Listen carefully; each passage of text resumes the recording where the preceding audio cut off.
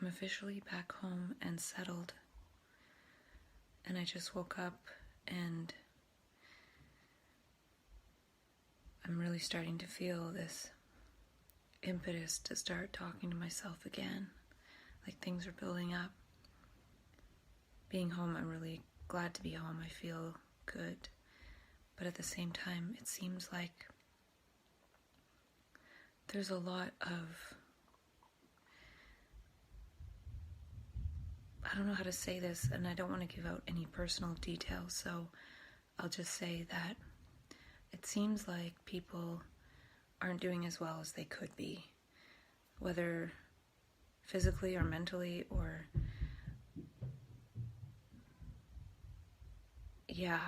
it just feels like people are over-medicated or just not as healthy as they could be, not through any fault of their own, but it just makes me kind of sad and makes me feel extra responsibility towards getting really healthy again, because I find whenever I'm doing really healthy things, really healthy ways of eating and being, people just naturally ask me questions and then I can share, and instead of me being like, I've observed you're not very healthy, which I wouldn't do that, but it affects me to see people being unhealthy, and some people I know seem less healthy in whatever way. I don't want to name details or specifics than just 5 months ago. So I left 5 months ago and then I come back and I'm just like, whoa.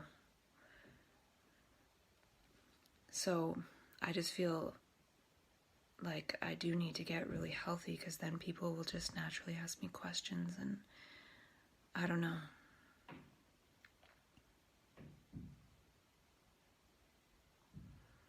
And I'm feeling like it'd be cool to share the Hearty Nutritionals product with people, not even just in mental health, but anyone, because other people I know are talking about how they can't remember things as well, and they ask the same question over and over. And so, yeah. And then I met someone the other day who just randomly came up and talked to me and was telling me that they need to see their psychiatrist for a med change because the meds they've been on for a really long time are no longer working. And it felt like the universe speaking to me. Like somebody just coming up and sharing their story of suffering, and I felt helpless to do anything because I have no place to say what I'm doing at this point. So there's so much to talk about. There's so much I'm feeling and feeling into. And I was thinking of just starting a social enterprise just for this conversation with myself, just to give people a voice. And maybe other people would be a part of it somehow, but I just feel like by creating something, basically I don't want to get in any legal trouble for what I'm saying. And I'm just speaking from my experience, and I'm not telling anyone what to do or what to think. I'm just sharing my own process of thinking and discovering for myself and what that leads to for me. But at the same time, I don't really know anything about business, and I just want to release all of this for free. But at the same time, I don't want to harm anybody, or some people might feel like it's harm, but there are other people out there saying really, really powerful things. I came across an article by Dr. Kelly Brogan, and I've decided that she's one of my heroes for sure, because she's a psychiatrist who no longer prescribes meds and speaks very openly against them in powerful ways. And she's a woman, and she's just really intelligent and doing really good things for people. So I'll share some of that article later, but the way she was speaking really inspired me to just keep talking to myself and share that at some point when I know the best way to do that. And the article was really sad because she shared that a man named Michael Stone died, and I'd heard of him before. I might even be on his mailing list, or just have seen some of his stuff through Sounds True or something. I can't remember, but I didn't know that he had a label of bipolar. And I say had because he's no longer living, and reading that just really affected me because I didn't follow his work or anything. There's only so much a person can follow. And I might have had I known he had this label like I do. But I only happened upon the article because Kelly Brogan's on my Instagram. And so I saw she wrote an article, so I read it, and then it linked to the story of Michael Stone. And I'll talk more about it later, but it was just really sad and affected me because he was a teacher and he had a community of people that he helped, and he was well known in a way. And I don't know how well known or what, but it seems like he was doing a lot of good for a lot of people. And tragic end. He ended up dying.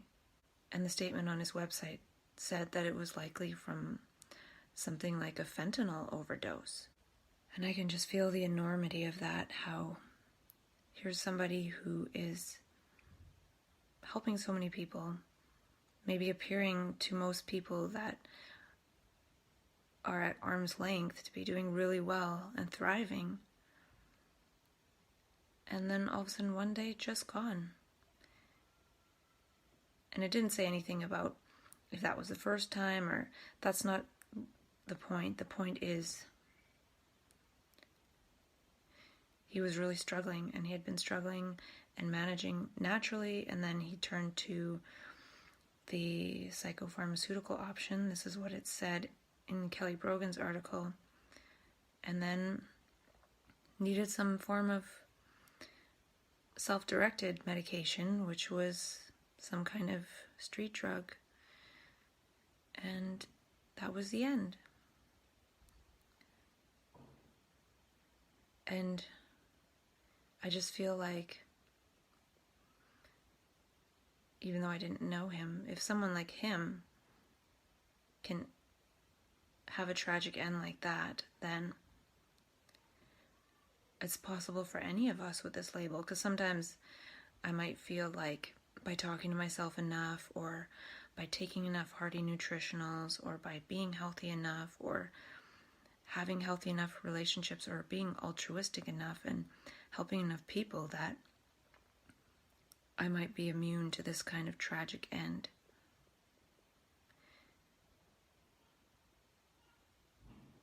And this sounds selfish what I'm saying, because I'm relating his death to the possibility of my own, but in a way it's a bit of a gift, in that if it's meant to be that I will have some kind of tragic end, then it's meant to be. Because if he couldn't avoid it, then none of us can if it's meant to be. So I can only continue to do what I can do while I'm still here. Because I was really struggling with this possibility of death from sharing what I have to share.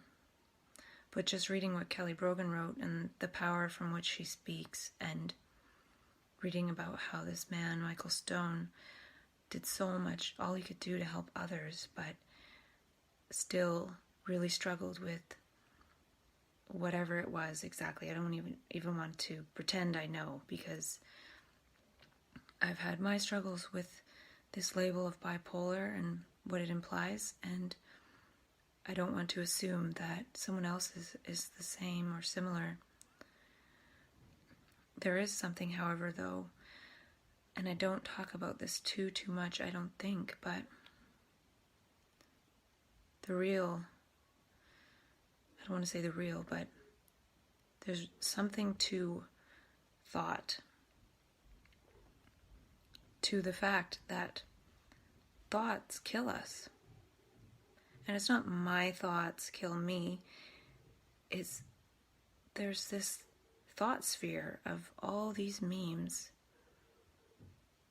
and they're tied into our physiology, and they're going through our nervous system and causing emotions, and then we need something to relieve those emotions, so we react and we try to do something to get rid of it. And I feel like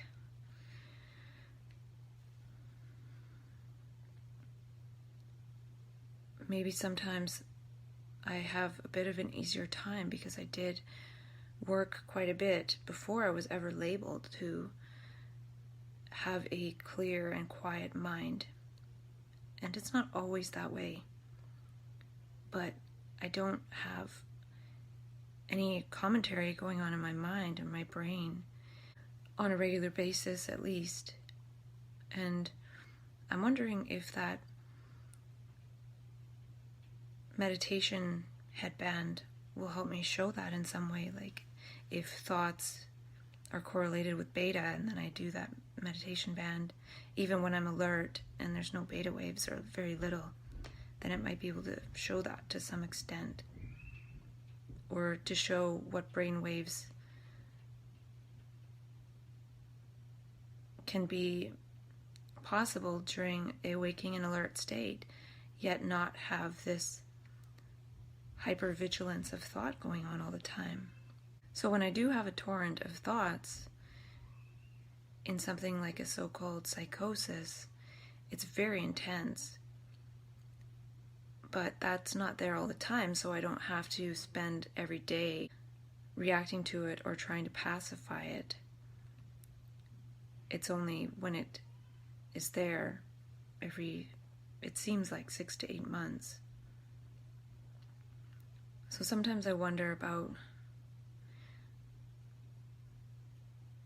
if this self-dialogue can help to organize thoughts or what, because I don't even know if most people realize that they can literally have no inner critic, not change the inner critic to somebody saying, oh, you're so wonderful, you're so great, positive affirmation stuff. There is no me there. There is no self there. It's an epiphenomenon of all these circulating thoughts. So maybe at some point I'll go into that more, and maybe I have along the way, I just don't remember. And what really helped me was reading The Power of Now and practicing the power of now. And then after I did that, I started reading Krishnamurti, and that unfolded my brain into silence even more. And yeah, my brain is mostly silent, but at the same time, thoughts and thought is thought. It's not my thought or your thought. It's not separate and localized in one's head, in my head versus your head. It's all pervasive. It's everywhere. It's like radio waves, and then the radio tuner picks up on it. So sometimes my brain can tune in to a vortex of thought forms and thought memes, and then it's a real struggle for sure. But they're not my thoughts. It's not a personal thing. It feels like I've tuned into a big chunk of thought, trauma, suffering information, and it's brought to my awareness. It's in awareness, but it's not mine. And then I sort of have to go through it and process it. And since it's not mine, and if I'm processing it, it's sort of like processing it for the whole. And I don't know if this is really true exactly, but it's some way that I want to think about it or consider it. In a way, thoughts are a perspective. They're a way of looking. And when they're running through our brains, we're looking through that thought. And we're not actually seeing what's right there, for real, for sure. So when I'm creating new memes and sort of new thoughts for myself, I'm creating how I'm looking in that moment. So if I talk about a certain way of thinking about a certain aspect of mental health and I've never considered that before as something new, well, I'm looking from a new perspective, but doesn't mean I believe that perspective or I cling on to that perspective or I hold that perspective for more than even the time that I say it, because it becomes irrelevant. And even writing things down and saying it later, it is irrelevant. It was relevant in that moment. So when I share things from my notebooks, that was relevant, say, 2 months ago, because I'm really behind right now. It's not really relevant now, but I'm just sharing it for the sake of sharing with myself the thoughts that I come up with, the new memes. I would say they're more like insights. There's a difference between insights and thoughts. And thoughts are part of the collective, they're old. Insights are something new that a brain has seen for itself and understood for itself and wondered about for itself.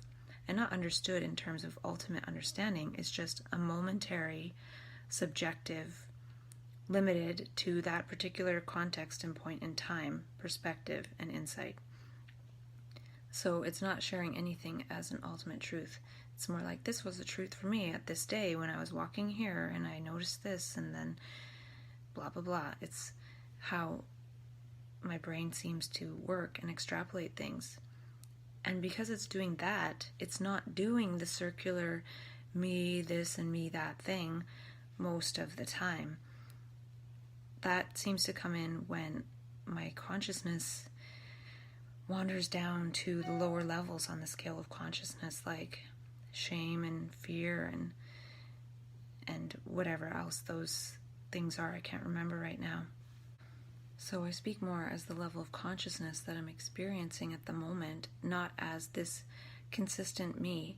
And if I was to cling on to anything that I said, the clinging creates the me, because there needs to be some kind of self-reference, some kind of entity to believe something. But if one doesn't believe anything, even anything one has an insight about, then there's no me there, really. So even saying believe positive things is limited. It's likely that there's always going to be some subtle beliefs operating, or one could say things are facts, like you don't have to believe in gravity, but it's there. But one could almost say, well, I believe in gravity or something. Where is the line between true scientific fact and some kind of belief? And I'm not sure, but I'm feeling like it's a scientific fact that there is no me there. And if there's no me there, there can still be an understanding of scientific facts like gravity, but then one isn't going to create a me structure out of insights even. Because thoughts create the me structure, because there's a me thinking the thought, but it's just thought, there's no thinker. The thinker is the me, and Krishnamurti says the thinker is the thought, and it's difficult to wrap one's brain around that because we're so conditioned to feel like there is an entity there, because the structure of our language is subject, verb, object. This video is already 20 minutes, and I'm in a new Wi-Fi zone, so I shouldn't go too long per video, because in case it goes in the cloud and all that jazz that I was talking about before. I was feeling like I might take it easy with the videos when I come back, but I just feel inspired to keep going. Summer or not, because summer will wear off here in a month or two, and then I'll be sad. But then I'll probably just make more videos until I can figure out the best way to release them. I want to share, but I don't want to be dumb about it at the same time. I don't want to just think, oh, I'm going to share this and everyone's going to think that they can build their own understanding too, and not believe what I say and take it on and not attack what I say, because I don't even remember what I say. I just am illustrating that saying is okay. It's okay to say and to wonder for oneself and not have to refer to the bank of knowledge that we've been given. So that would be lovely, but at the same time it's probably not realistic. So I have to be somewhat smart about it. Yesterday I did a lot. I did my tax return, and I could have done it in California because I did have all the documents, but I thought I didn't. And so I did that, and then I tried to fix my car door. I can't get out the driver's door because the lock is jammed, and my car is so old that I'm hoping it won't cost a lot of money to fix that.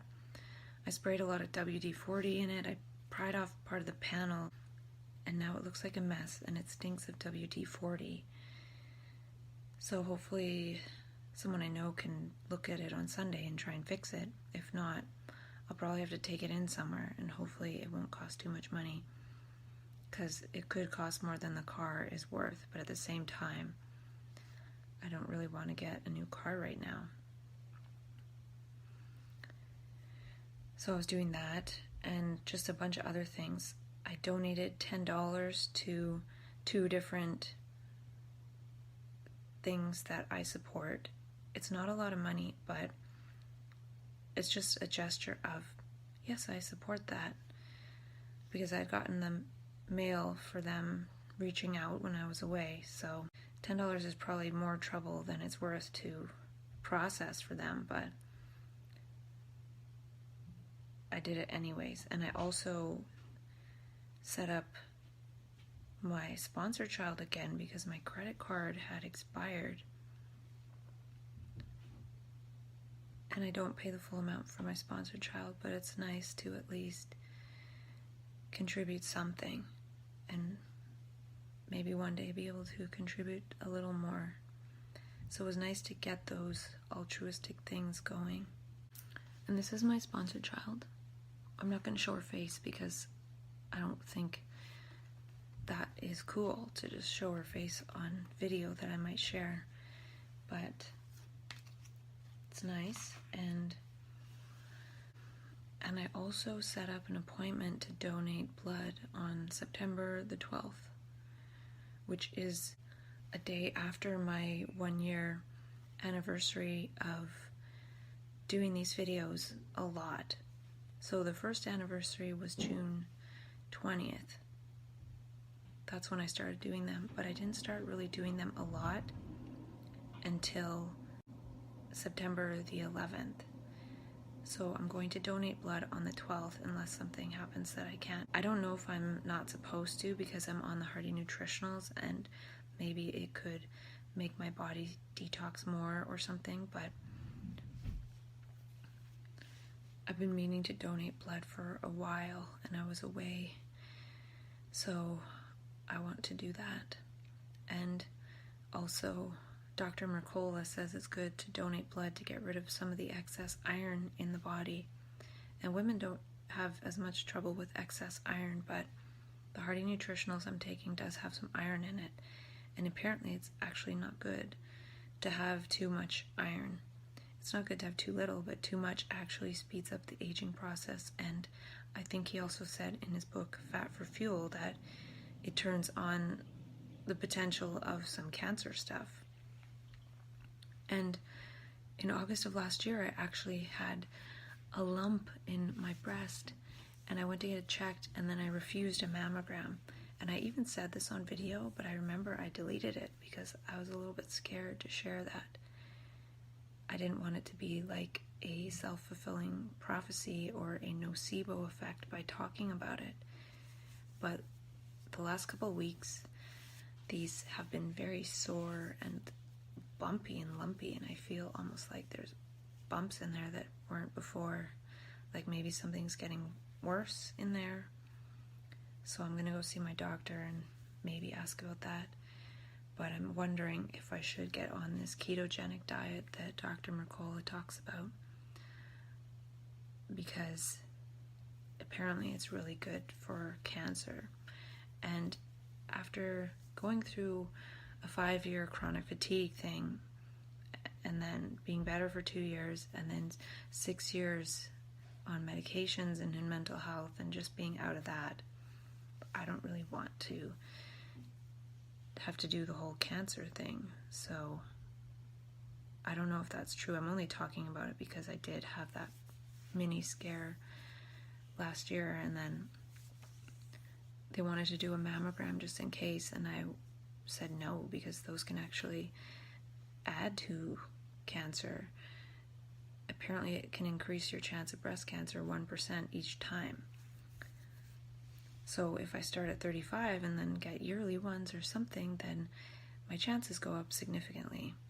So I'm thinking that these changes that are happening there, if it is something, maybe just changing my diet will make those bumps and that pain go away.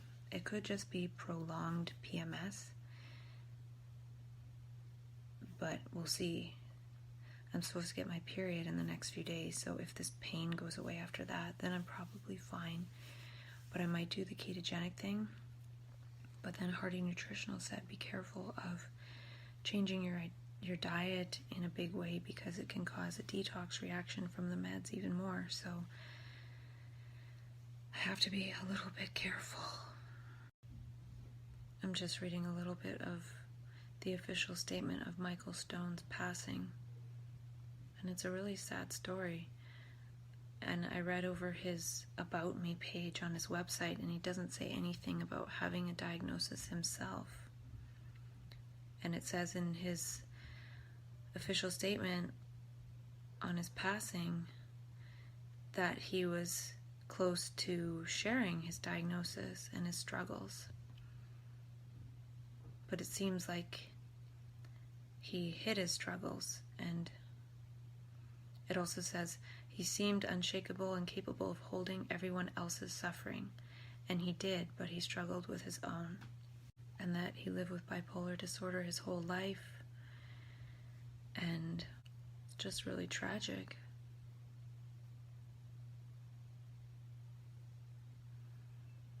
And I feel like I don't want to kid myself about being able to hold other people's suffering.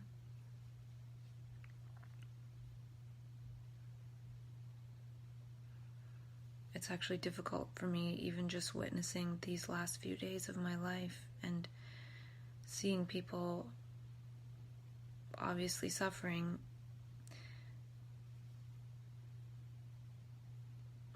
A lot of it seemed like physical manifestations of side effects of medications. So I really don't feel like I can hold anyone suffering.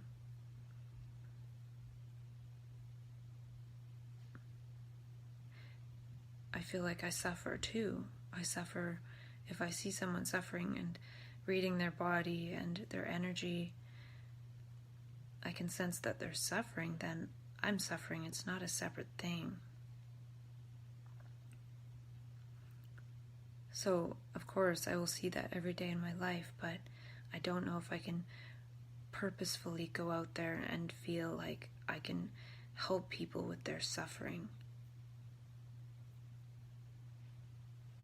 And in the statement, it says, in 2015, Michael shared, "You'd think that given all this inner work, an incredible network of support, strong friendships, a loving partner and kids, and lastly, a life dedicated to embodying the Dharma, literally every single day includes practice and study, that I'd be immune to extreme mental states. It can be hard to admit, even to ourselves, that there are times when the stability of awareness that we discover in meditation just isn't there. When this started happening, I'd say my practice needs to get deeper, but the truth is, there was a chemical change in my brain." As versed as Michael was with the silence around mental health issues in our culture, he feared the stigma of his diagnosis. He was on the cusp of revealing publicly how shaped he was by bipolar disorder and how he was doing. And it said he had more extreme mania starting in the spring of this year, and the psychiatrist upped his medication. So it's not like he was on medication and it prevented his death. It seems like he was on medication and his death actually could have been somewhat of a side effect of the medication or the increased medication. Who knows? It's hard to say. Or that he sought a more powerful drug, such as something with fentanyl in it. And I don't really know much about fentanyl, but apparently a lot of things are laced with fentanyl, so one might not be intending to do fentanyl, but it's in whatever one takes, and that is not good. And some of his organs were donated, and the statement was put together by his partner, and it says, "It could be easy to shake one's head and think, what a shame. Culturally, we don't have enough language to talk about this. Rather than feel the shame and tragedy of it, can we find questions? What was he feeling? How was he coping? What am I uncomfortable hearing? What can we do for ourselves and others who have impulses or behaviors we cannot understand? Impulses that scare us and silence us. How can we take care of each other?"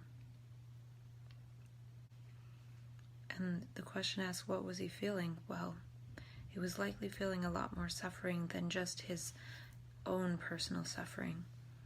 And I've talked a lot about with myself how sensitive people feel a lot more, and oftentimes we don't know where it's coming from or why. If we were just feeling the so-called normal daily dose of suffering that we all have, then he likely wouldn't have felt impelled to take a street drug for relief. He was searching for relief. He wasn't searching to get high and have a good time. And unfortunately, he got the ultimate relief. And I feel like I can sense how terrified he was and struggling, and sometimes I go into those states too, and usually I end up in the hospital, and then they medicate me, and it's difficult to go through. And I've talked a lot about keeping the body safe. So if I'm in an altered state of consciousness where I'm terrified, I don't want to be out and about walking around in reality, because I will stumble on something that will harm me. So that's why I have a zap strap. I would just zap strap myself somewhere and prevent me from doing something that is going to harm my body, and just allow the psychological stuff to happen. And it's so painful. It is indescribably painful. And I guess that's one of the things about going to the psych ward, is that it can keep people safe, in that one isn't wandering around out in society where one might do something harmful to the body to relieve the pain, even something like stepping out in front of a car or something to end one's life to stop the suffering.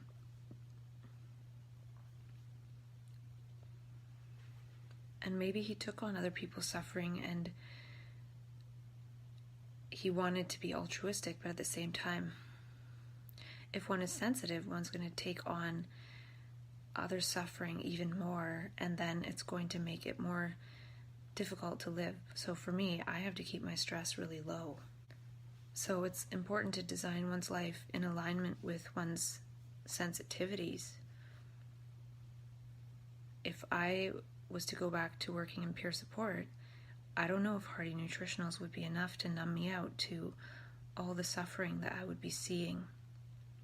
And maybe since he was so successful at helping others, maybe he, and I don't know what I'm saying this, I'm not trying to say anything here that's right or wrong or true. I'm actually responding to the questions on the statement regarding his death, saying, rather than feel the shame and tragedy of it, can we find questions? What was he feeling? How was he coping? So I'm answering their questions from my own perspective at this moment. and hopefully others will do the same. And it seemed like he was coping by being super altruistic and helping so many people, but at the same time, he was struggling a lot. And that's the thing, if one has that energy of so-called mania, one can get a lot done and seem really great, and then when that crashes, it's really difficult to get through the crash. So it's something difficult to think about for me, because I talk about things like I want to embody my mania, so doing things in daily life that will help build the neurology, so when that manic energy comes in, one might not even notice. Yet this man was doing a lot of practices and things to cope with what those energies were doing, but it didn't seem to really necessarily do that which I've been talking about. So I've been talking about a lot of things all along, and this man, the tragedy of his death sort of challenges a lot of what I've been saying to myself. I can think to myself all I want, that by moving in epigesturetic ways, I'll be able to embody something that can move with this energy as it comes in. But this man seems to be quite a wonderful example of being altruistic and doing good things for the body and being healthy, yet this energy came in and took his life from the world. And sometimes I also feel like this tragic end for someone with a bipolar label in this world isn't necessarily the end of their world. And I don't know if that's true, but I've talked about those possibilities. Like his energy just couldn't coexist with this world anymore. Doesn't mean that it was the end for sure, but I feel that a transition into the light body world looks like a tragic end in the material world. The material world that we share with the people that we love, yet sometimes it seems like we can't stay here with them indefinitely. And I've talked about this from my experience, how when I went through that first energetic process, that first state of map consciousness and trance consciousness, when I was taken to the psych ward and I realized that I was going to live as a mental patient, I felt like that was an okay exchange, because that meant that I could stay with all my loved ones. Because I had a sense that there might be a tragic end for me and I would go on in some other dimension. But I wouldn't be with all the people that I love, and I wanted to be here. So sometimes I really feel like this is bonus time. And I don't even know how much time I have left. I'd like to assume that I have a lot by doing some of the things that I've talked about with myself, including talking to myself and embodying my mania and being altruistic and setting up some kind of peer-run social enterprise and all these things I want to do, but maybe I won't even get a chance to do them. And this man, he did get a chance to do a lot of things. He set up ways he could teach and help people and coach people, and his website is quite amazing, and it seems like he had a lot of people around him that he was helping and teaching, and that's amazing. And sometimes I feel like I might want to create something to help people, but I don't know if I can. I don't know if anyone can help anyone. Here's this man, Michael Stone, that was helping other people, so many people, and he didn't have help for himself. And I'm not talking about help as in psychiatric help or whatever, and he was accepting that kind of help, and it didn't save his life. And that's part of what I talk about with myself, is this psych med type help doesn't save people's lives necessarily. And I just read that article that I saw on Twitter the other day, and it made me kind of angry. Maybe it was 2 weeks ago, that they're like, accepting help is never worse than any of the worst side effects. Well, one of the side effects of meds is suicide. And it's likely that was a contributing factor in this man's death. He was on meds and he still left this world by an action to try to feel better. So the meds weren't working. And who knows if this wasn't an iatrogenic death. And I found out about this tragedy through Dr. Kelly Brogan's website, and she's the person that I learned the term iatrogenic illness from, which is doctor-induced illness or worsening of what one started with. So if one started with some symptoms of some kind and then is put on meds and then is dead, well, that was iatrogenic. It made it worse, not better. Or ends up worse off than if it makes it better. Oh, well, the meds worked. I really don't know. But that article really made me mad, that other one about, oh, just get help. He eventually did get help from that kind of system, and it ultimately didn't help. He lived his whole life maybe without that, or who knows. I don't know the story. I don't know his life. But however long he was on these other treatments through psychiatry, well, whether it was 10 years or 2 years or 1 month, now he's not alive anymore. And this is a powerful lesson for many. And I don't know how they can spin this in, oh, he didn't get help. He was getting help, and he's still not alive. So do they ever write an article about how when you do get the psychiatric help, you can still end up dead? And show all the examples of that? I doubt it. Yet, if one is on the treatment of psychiatry and then dies, then it's just a tragic death of someone with a really severe mental illness, and it's never how the medications might have contributed to that. Yet if somebody's off the meds, it's like, well, they went off their meds and that's why they killed themselves or ended up dead. I don't think he was intending to kill himself, but unfortunately, that's what happened. Plus, if he didn't do this all the time and then took one dose of some powerful street drug, that is more likely to harm someone. Or maybe even being on psych meds and then taking a street drug at the same time can be worse than just taking it when one's not taking any psych meds. There's so many factors here and so many questions, and it's just really tragic to see how someone can have so much good going on apparently and yet be struggling so much.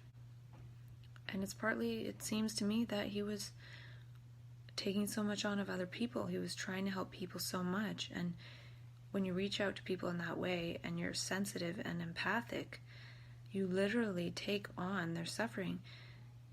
You just look at the person, you look into their eyes, and all the information is transmitted to your being. So if you're around more people and looking into their eyes, you're going to feel it.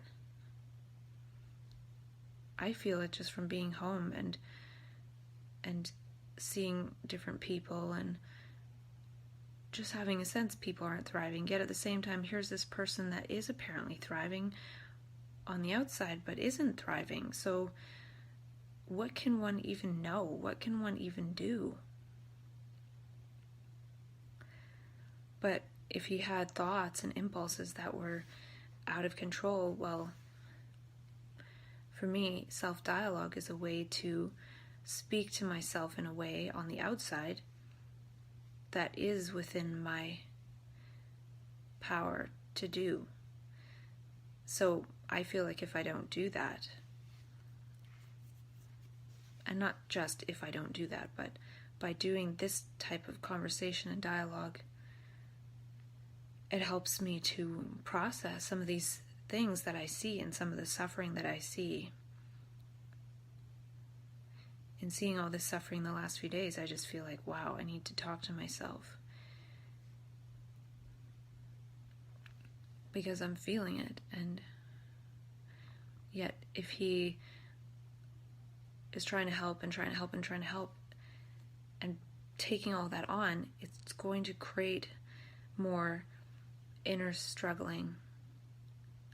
I feel like if I was to go out there and feel like I can help people and talk with them and take it all on, and I'm sensitive, I'm literally going to take it all on and it's going to crush me. I feel like I can't even go back to peer support for 5 minutes, let alone be a teacher in the way he was and actually feel like I can help people. I feel like I can't help anybody. I feel like I can pretty much just talk to myself. The other thing is I could go out there and feel like I can help people, but then when I reach out, and I've talked about this to myself, I feel like I can't. So if I had that so-called manic energy come over me and then I start using that to try to help people, that might actually be part of what causes the crash. In my first time in map consciousness with all that energy, I'm trying to help this person, trying to help that person, just bouncing around synchronistically and randomly, trying to help. And then maybe that's part of like a helper's high, like so-called mania induces a helper's high, and it's a real high. The body is actually making its own internal molecules getting high on helping. But since it's getting high on helping, it's not sustainable, and one crashes and goes through depression or so-called psychosis or something. And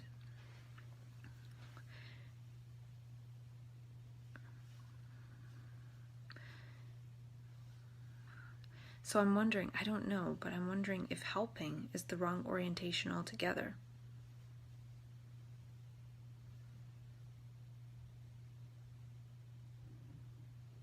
I don't know if anyone has really helped me by trying to help me. The people that have helped me more have just really been there. So I wonder if I can just be there, and then that will lead to some suffering for me because of what I'll see and perceive with this sensitivity, and then being able to talk to myself about it. Not go out and think I can actually help. And that's why I sort of want to start this social enterprise just with this conversation. I really feel like I can't help anybody.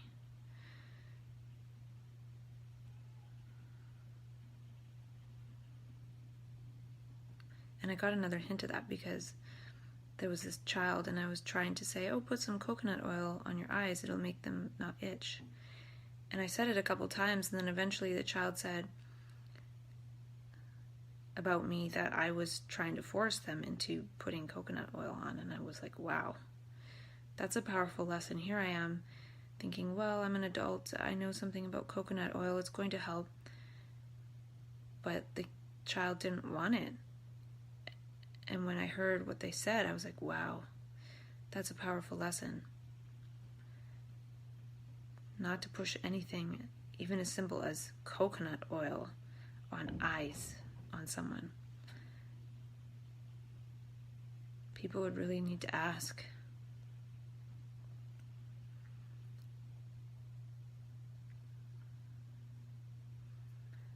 So this is getting long, but and I don't know what I'm talking about. I don't really like making stuff up about people or making guesses, but this official statement of Michael Stone's passing sort of invited one to do so. And it talks about impulses. What can we do for ourselves and others who have impulses or behaviors we cannot understand? Well, it was an impulse to relieve suffering. And aren't we all doing that in small ways, whether it's reaching for a cookie or yelling at somebody or whatever? We're all doing it. And then some people have it to more of an extent, especially when they're more sensitive. And then to relieve suffering, one might actually just accidentally or on purpose put an end to it all. The final gesture. So this is my new makeshift studio, the room I'm staying in, and I'm standing up and my phone is mounted on the windowsill. My computer's on the windowsill also. I don't know if I will stay like this. Hopefully I can do some videos outside. But for now, I'm going to keep talking. And 2 days ago, it was actually 8 weeks off all of the psych meds, and I forgot to mention it, even though I had it marked in my calendar. I think I was a little bit too troubled by all that stuff I was reading on Kelly Brogan's website, and I didn't even finish reading that. But I will celebrate the 8 weeks off meds, and tomorrow is actually 2 months off meds, because 8 weeks isn't exactly 2 months. So celebrating 2 months off meds a little bit early and 8 weeks off meds a little bit late. And another thing I want to do is a little bit of show and tell. I got my Emerging Proud Coming Out of the Spiritual Closet movie launch book, and oh nice, I just noticed it's signed. So this could be a sign. It comes with this. Somewhere inside all of us is the power to change the world. And it comes with a little note about setting up screenings of the film for £50. And yeah, I should probably do a screening of the film as part of the Pure Potential Project. And I'm wondering if I'll call it the Pure Potential Project or Project Pure Potential. Exploring the wisdom of falling apart, rethinking madness from stigma to transformation. And then, does that look like me?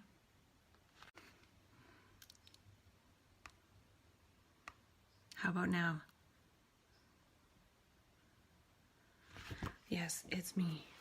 And then I forgot that I also contributed this photo art that I put together for some kind of diversity art project that was displayed at a public library. And the display went on shortly after I got out of the psych ward in April 2016. And I managed to take my photo art down there, got it printed at Costco, took it all the way down there. I think I was still staying in the temporary step-down facility outside the hospital, and I took it down there and they framed it and put it up, but this is it.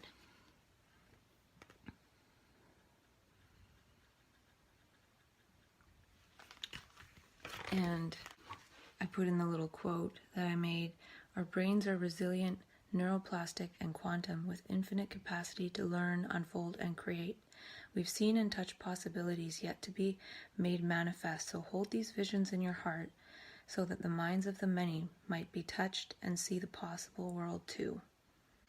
So that's kind of neato. I think anyone can buy that book, or maybe it's a limited edition thing, but anyone can rent the Emerging Proud film on Vimeo. And it was definitely worth the watch, and perhaps I will host a screening of some kind.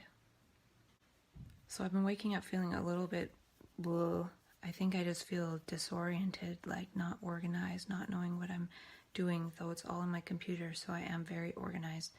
And just seeing that little pamphlet just now that I didn't notice before when I opened the book reminded me that I do want to host a screening of Emerging Proud and Healing Voices, and perhaps even the other one, which is crazy-wise. And this morning I jumped on my mini trampoline. I had some muesli for breakfast, and I'm going to try and jump on my trampoline each time I remember, just for a couple of minutes, because I remember watching in the video I got with the trampoline that doing that is the best if someone has some kind of chronic ailment. And I am a little bit concerned about my boobs right now. They are in a lot of pain, and I think that pain will go away, but they still feel kind of bumpy. So I'm going to do some jumps for my bumps. And they actually said in the video, or if you look up rebounding, that it's good to do just to keep the circulation going. And rebounding actually activates the immune system, and the immune system is what can get rid of cancer cells, if there are cancer cells. So I'm sort of thinking that I might be kind of pre-cancer or pre-cancer, but that's the last thing I want to have to go through right now after this mental illness thing. So I'm going to be doing some jumps for my bumps. I just made that up. My jumps for my lumps and my humps. I don't know. And moving towards a ketogenic diet, but not super quickly, because Hardy Nutritional says don't do anything drastic in terms of diet or anything. Even being out in the heat is a little drastic, but I definitely sit in the sun and get some sun, and I will be. So I'll be continuing to take the vitamin C. So there's just so many intricacies right now, and all of my stuff is in a mess, but I'm not going to focus on my stuff. I'm going to focus on my body, talking to myself, learning about social enterprise, and those are the three main things, and also getting out in nature. So I'm going to create a little sticky note on my Mac. When you swipe all the way to the left, so you swipe right all the way, you can put sticky notes, and I don't know if I'll remember to look at it, but I'm going to put jumps for bumps / humps, and ketogenic transition, and nature, maybe like rollerblading or something. I need to find somewhere to rollerblade around here, and also self-dialogue and social enterprise. Because I think I'm going to start a peer social enterprise, just starting with myself as the first peer, and see what happens. I'm feeling like I have to just do everything myself for now and see if anyone else is interested in participating in some way. The standing thing could be good too, because sitting is not good for the body at all. So standing, moving around. I also just have a sense that maybe I want to get into health more and maybe promote health products or something. There's so many things that I want to do, and I'm not sure why I'm feeling a little bit blue in the morning. My voice feels a little weak right now, and I feel like it's hard to breathe when I'm talking. I think the air here is a lot different. A while ago, I went to the blood lady and had an optimized wellness report done, which was some kind of German technique, and it was pretty cool. So I'm going to go over that and cross-reference it with the ketogenic diet. And I did a course by Hallelujah Acres a couple of years ago to be a health minister, but I think that's kind of expired, or they might be inviting me to get more active with their products again in order to continue to be a health minister. So I might see what they have that I could utilize. I might want to take some turmeric and other things just to support wellness. So I'm going to look into that stuff. And some great news. My car driver's side door now opens. I pulled it apart, kind of. It wouldn't open, so I couldn't pull it all apart. Sprayed WD-40, pried at the button lock thing because it's really old, and then sprayed even in the gap of the door along the side, and then someone else helped me and got it open. And I don't know if it was all the WD-40 that did it, or this person turned the key lock and then pulled the inside handle at the same time, and then it came open, and I'm so happy and grateful because now I can continue to drive my car into the ground. I'm wondering if it'll last until I can get something like an electric car of some kind. That would be cool because I really enjoyed driving the Chevy Bolt down in California. But I would kind of like to get a Tesla. That is my dream. I wonder if I can make my dream come true somehow. I think it'd be really cool because there's so much traffic and they can be programmed to drive themselves on the highway. So if I'm stuck in highway traffic, I can just be sitting there working and not wasting that time. Though I could just be sitting there singing, which I can do too if the car is driving itself. So I'm wondering about that. That's going to be my dream.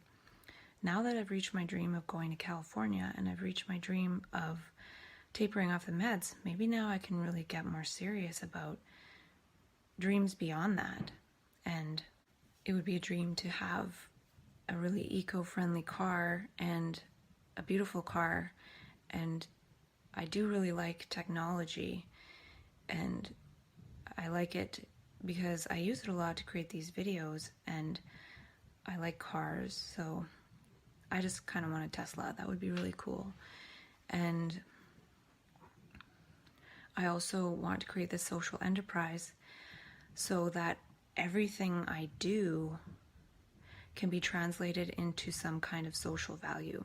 So even this process of maybe getting a bit healthier and moving towards a ketogenic diet, which is supposed to be really good for people with brain troubles because sugar is one of the worst things for the brain.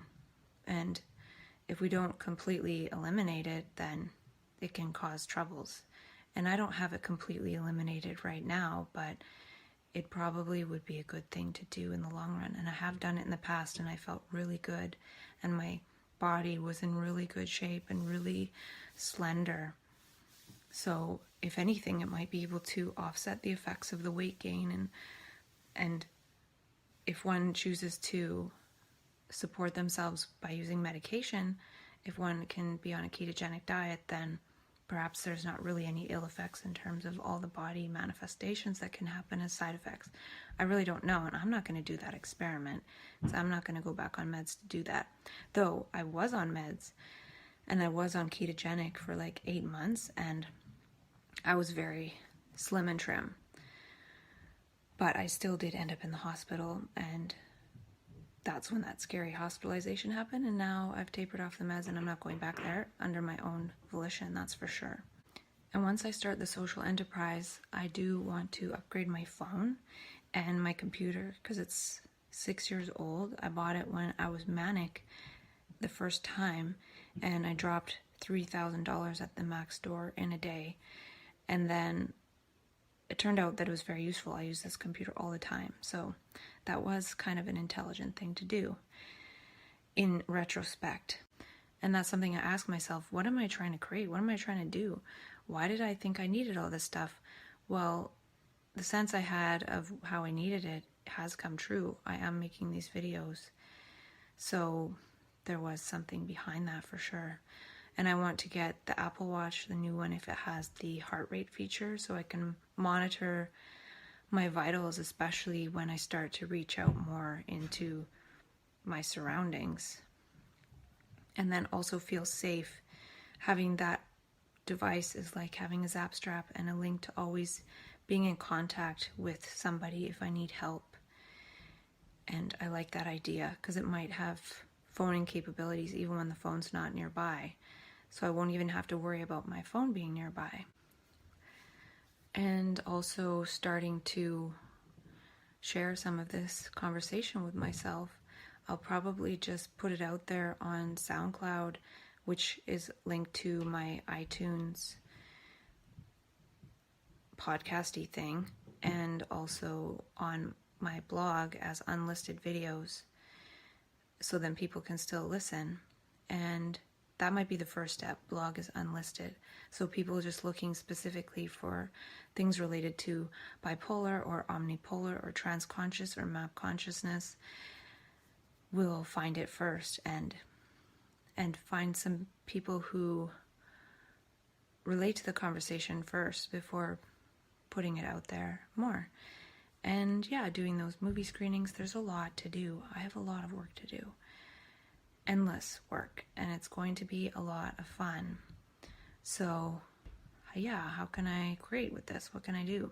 So there's no real time for waking up feeling kind of like ugh in the morning, because there's so much, and I could be feeling a little ugh because I haven't been talking to myself as much. And an extrapolation from the Kelly Brogan blog post I was reading is that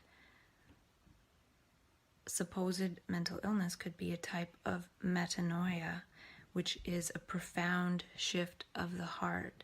So when there's a profound shift of the heart, the mind naturally gets disturbed, and it takes a while for those two factors to actually integrate and start communicating with each other properly again, because our overemphasis on the mind and intellect and thoughts has blocked off what the heart is saying. When there's a shift in the heart and we can all of a sudden hear what the heart is saying at the same time, it doesn't feel like our ego voice, it feels like some other voice. And this is possibly a way that other voices, seemingly other voices, can manifest, is that we've been identified with our ego voice, which isn't even really our real voice. We haven't been listening to all the sources of information from all around us that get translated into a sound impression in our mind in order to speak or in order to understand something. And I talked about with myself a long time ago how it's a heart dis-ease. The heart is in dis-ease, and then there's this profound shift in the heart, this metanoia event. And I think that's important. This transformation is initiated by a metanoia event. So this process, this map consciousness and trans consciousness and omnipolar consciousness is initiated by a metanoic event. But when we don't understand this, when we don't move towards understanding this moment to moment, and the understanding never ends, it will never end for me, but then when we're not moving in understanding, when we're just moving in fearing this, it turns into paranoia. So paranoia is the mind not understanding and fearing and pushing this metanoic event away, or this metanoic process. And I still want to finish reading Kelly Brogan's blog post. And I didn't do that in order because I'm not about doing anything in order on these videos. It's just talking to myself in order to talk to myself, and that's kind of it. And it seems like just talking to myself in this way has something, I don't even want to say an effect. It's part of the whole process. It's part of learning. It's hyper learning. It's a lot of those things that I've talked about along the way, but I don't really remember because they are less something that arises as a concept for me to talk about and more just embodied as part of my life, as part of my own understanding. So I will finish reading that in my next video.